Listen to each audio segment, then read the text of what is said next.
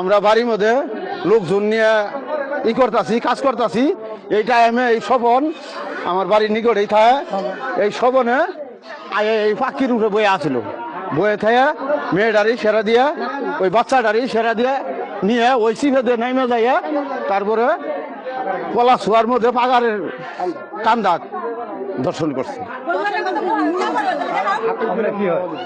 আমার নাতিন এদিলে এই হাফেন খুইলে আগুর মধ্যে ঠেলে দিয়ে থুইছিল, আর এই গেঞ্জি দেওয়ার গায়ে আসছিল।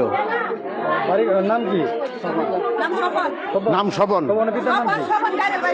পিতার নাম কহাম না, ও এই দেশের না, মামার বাড়ি থাকে। মামার নাম কি? মামার নাম সাইদর আর ইয়ে আলহাস। সকাল 9টার ঘটনা কখন? জি 9টা 10টার টাইমে। বাড়িতে ওই সময় লোকজন ছিল না, এত বাড়ি ঘর ঘনবসতি?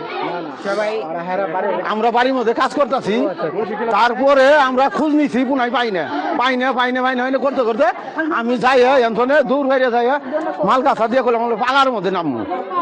পাড়ার মধ্যে নামন ধরছি, এর মধ্যে দেখি যে কলাসা আমাদের ফালাই রাখছে, করে আছে অক্তর দলদলি পড়তেছে। ধরেন এর জন্য আমরা শবনের ফাঁসি চাই, আমরা এর জন্য শবনের ফাঁসি চাই, তারেক জিয়ার কাছে ফাঁসি চাই। মেয়ের বয়স 3 বছর, 4 বছর বয়স।